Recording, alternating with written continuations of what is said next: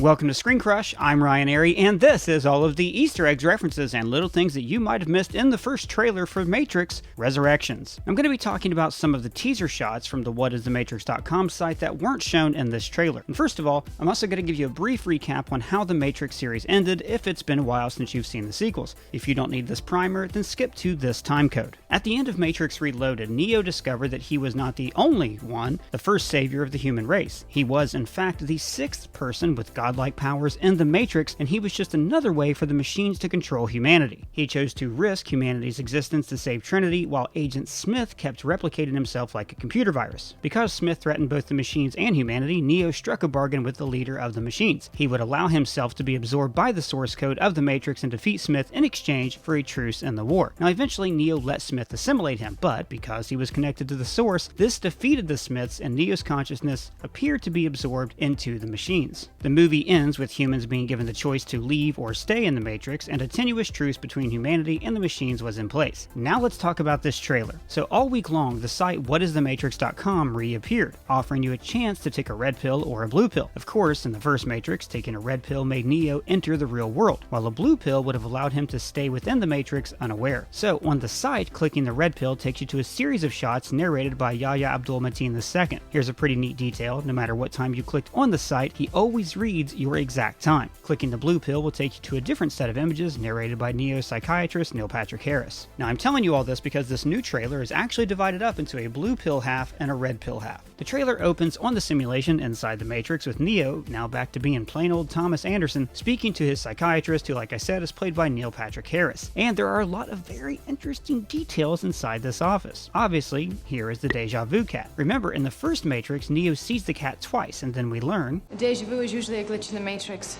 It happens when they change something. But like all the Easter eggs in the trailer, this actually has a deeper meaning. This whole trailer is deja vu, with events from the original trilogy being repeated, but this isn't just fan service. The movie is called Matrix Resurrections because Neo is being woken up and resurrected once again. Remember, the original Matrix trilogy was actually operating on a cycle, with events repeating themselves over and over for about 600 years. But I don't think that's what's happening here. I've got a theory on why we're seeing these events play out that I'm going to go over a little later in the video. So in addition to the deja vu cat, we see a bust that is a map of the brain, similar to how phrenologists map the skull. In this case, the Matrix essentially uses a map of the brain to control humanity. And also notice here that we see a red butterfly and a blue butterfly, symbolizing the red and blue pills. Butterflies are regarded as a symbol of change and transformation. Neo transformed in the first film, then now he's back into Thomas Anderson, and he's about to transform again. So NPH is playing his shrink, which is probably another system of control. Notice he's even wearing blue-rimmed glasses, and later we see that he's wearing a blue sweater, all signs of the cool tinted reality the machines have created for humans. Or have they? Neo says, I've had dreams that weren't just dreams. And then the street he's standing on transforms into Matrix code, which is of course how Neo came to see the Matrix in the original trilogy. Now I think this shot is his dream, him being able to see what's real when he's in an unconscious state. How would you know the difference between the dream world and the real world? Remember, when the agents first implanted him with a bug, Neo woke up and assumed everything that he just experienced was a dream. Now, this is the same street we saw in one of those website images that showed him walking toward a coffee place called Simu Latte, a pun on simulation. And the channel Matrix Explained pointed out that the one-way sign here is directing Neo toward this coffee place. I think this is where we see him fighting cops later in this trailer. Now, it could be that Neo dreamed of this place, and that dream directed him here when he was awake. Now, that would be interesting because the Matrix is essentially a dream. So, a dream within a dream implies that there could actually be a Matrix within a Matrix. Later in the trailer, we see that technology has advanced past 1999. So, in theory, people living in the Matrix could have the tools to create new artificial intelligence living inside the artificial intelligence. And as we'll see, there is evidence later on that people in the Matrix are creating a Matrix of their own. So, as for how Neo is back, we don't know that he actually died in Revelations. He was absorbed by the source code. But then, as far as we know, the 6 previous incarnations of the One were also absorbed by the source code and were all reincarnated as a new version of the One. Except, unlike the others, Neo had an attachment to a single person, Trinity. Your experience is far more specific vis-a-vis love. Some people go their entire lives without hearing news that good. So it could be that this attachment is what helped him to maintain the consciousness from his previous life. But it goes deeper than that. As I'll explain later on, I think that the humans could actually be the secret villains of this movie. Then we see brief flashes, Matrix source code appearing in this guy's eyes. Then Neo's younger body from Revelation after he's blinded being tended to by the machines. There is other symbolism with eyes in this trailer, like how Neo's pupils dilate when he takes the drug, and the people attacking him here have glowing eyes, a way of saying that their vision is being clouded by a system of control. Yahya Abdul-Mateen II plays a character who acts, dresses, and looks a lot like a younger version of Morpheus, or at least they want us to make that connection. It could be that because we're dealing with cycles and resurrection that he is a new Morpheus, or the original, or more likely, someone who's taken on an appearance similar to Morpheus to wake Neo up, or to influence Neo in some way. He isn't necessarily a good guy. In the Blue Pill trailer, we see his body being formed in a blue chamber, perhaps implying that he was actually created by the machines or to serve the forces of the Blue Pill. We see him in a shootout that features red doors and blue doors, and later we'll see that one of these doors leads into a twisty-turvy hallway, just like when the Keymaker from Matrix Reloaded would open back doors that could take them anywhere inside the machine's code. Also later on, we're going to see one of these doors open up onto the car of a moving train. There are lots of close-ups of Neo taking someone's hand, probably Trinity's. This symbolizes them forming a connection, as handshakes show that you have no weapons and are a form of trust. Now this shot looks like Trinity in the opening of the first movie, but don't be fooled. This could easily be, say, Christina Ricci's character, as new humans are living through the simulation that Neo and Trinity have already gone through. For all we know, we could be watching the first version of the 1, or it could be the 100th, or it could be something completely new. Then there are more flashes, machines harvesting humans in a sea of red smoke, symbolizing the brutal reality of the red pill, but it's above the color green, the color of the Matrix code. So this is saying that the control of the Matrix is something that the humans have to learn to rise above. Then we see Neo back in his pod, and this is probably him remembering waking up in the first movie. Now this is interesting. Another close-up shot of hands, this time of someone with a very interesting ring, almost like a computer chip. Now I believe that the Merovingian is returning in this movie. If that's the case, then he would be a program that remembers the original Neo, well I guess on all the Neos that came before him. I have survived your predecessors, and I will survive you. So he could be key for Neo to wake up in this film. When the shot returns to Neil Patrick Harris, we see that now there is only a blue butterfly in the background, a way of saying that he thinks he's asserted control over Thomas once again. But the reverse shot shows the opposite. Mr. Anderson is in front of wallpaper that looks like a red maze, showing that he's now on a path to escape his present life. Then Jefferson Airplane's White Rabbit begins to play.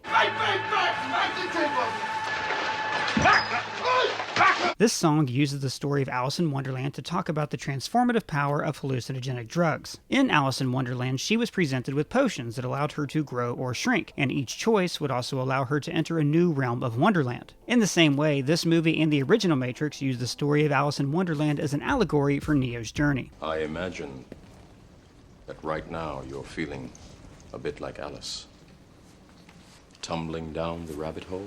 Then we see Mr. Anderson bathed in cool blue sunlight, taking a bath with a duck on his head. Water typically symbolizes purity or emotion, but in this case, the duck rests on him instead of the bathwater, implying that Mr. Anderson is placid, like the water in the bath. Then we see either tears or water running down his face. Anytime you can see rain, running water, or anything falling in lines in the Matrix, it's always a symbol of the Matrix source code. Even in this car scene in the original film, when the crew of the Nebuchadnezzar briefly offer Neo a safe haven from the Matrix code, or, in this case, the physical rain. Okay, so then he meets Trinity, but she died in Revelations. Well, this movie's not called Matrix Stay Dead, is it? This could be a copy of Trinity's consciousness, maybe created by the machines or maybe the humans from the numerous times she was jacked into the Matrix mainframe. So the first movies explored the ways that machines and humans controlled one another and then came to rely on one another. Down here, sometimes I think about all those people still plugged into the Matrix, and when I look at these machines, I can't help thinking that in a way, we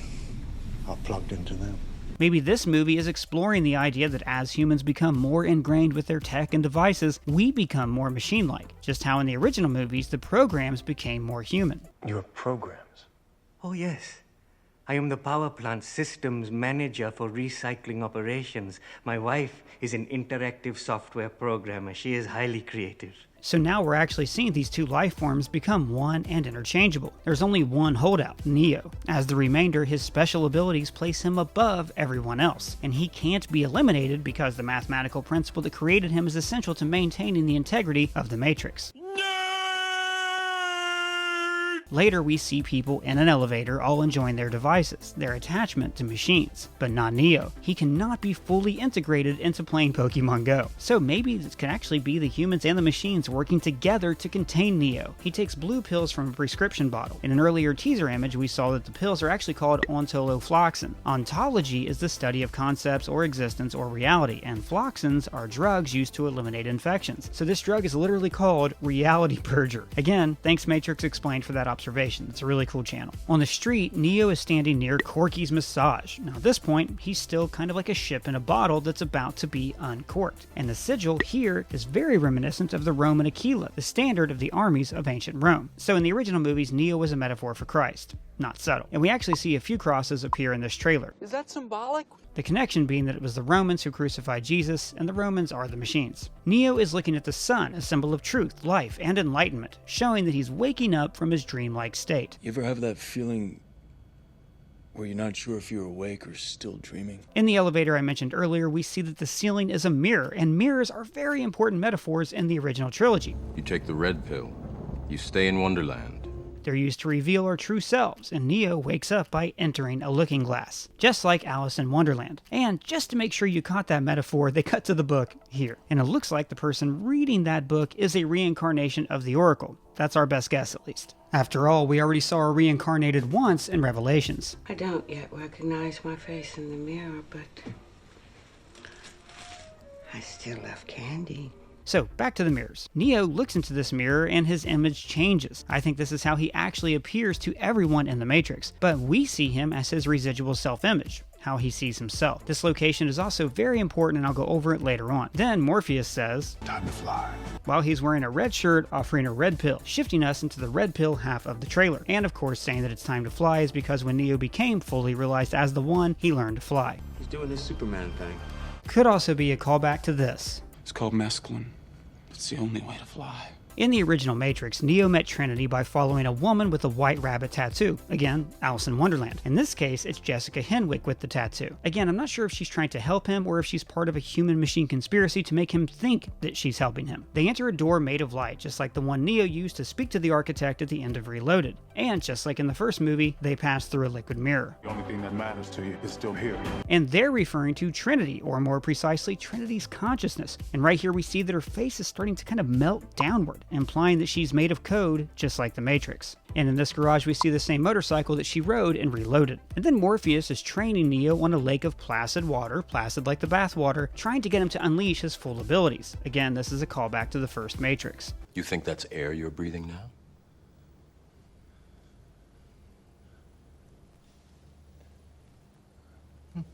On the first title card, notice that some of the source code is rising, implying that Neo is rising from the dead. Then we see more harvesting machines and what looks like the wreckage of Zion. Now, is this because the machines went back on their deal and destroyed it? Or did the humans abandon the city when they went to go live above ground? I kind of think it's more likely that the humans all volunteered to return to the Matrix. Trinity and Neo are on a roof together as she's helping him to reconnect to his forgotten life. Then an agent takes over a cop, again echoing the original film. Then someone has a gun on Neo in the rain. I have no idea who this is, so shout out a theory down in the comments. I just hope it's not Agent Smith.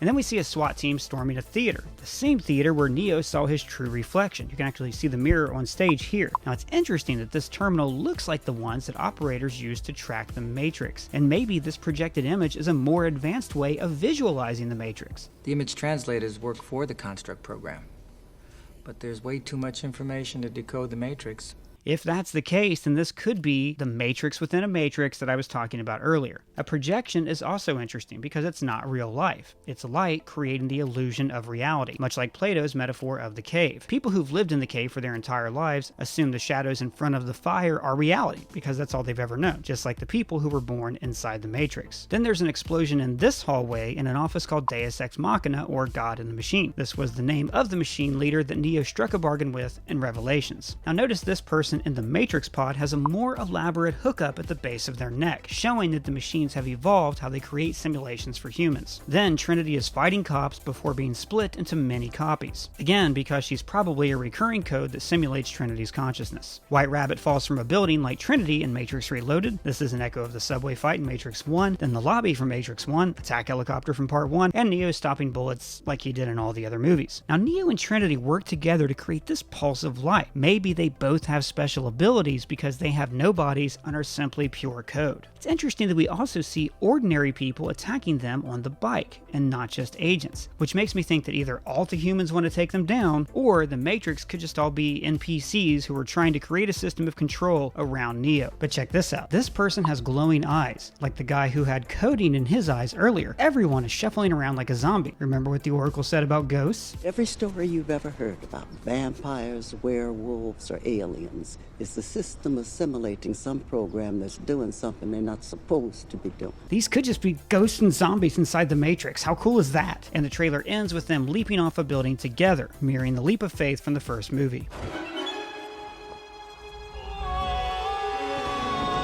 I love this trailer because it left everything so opaque and unrevealed. Maybe Neo's too powerful to keep around, like if he wakes up he could undermine the truce, or maybe he's already done this in the past. Maybe he went crazy because he's so heartbroken over losing Trinity, so they reintroduce her mind to give him adventures to go off on. Or maybe the humans want to break the truce, and they created their own Matrix to help hack into Neo and weaponize him. But let me know your thoughts down in the comments or at me on Twitter, and if it's your first time here, please subscribe. For Screen Crush, I'm Ryan Airy.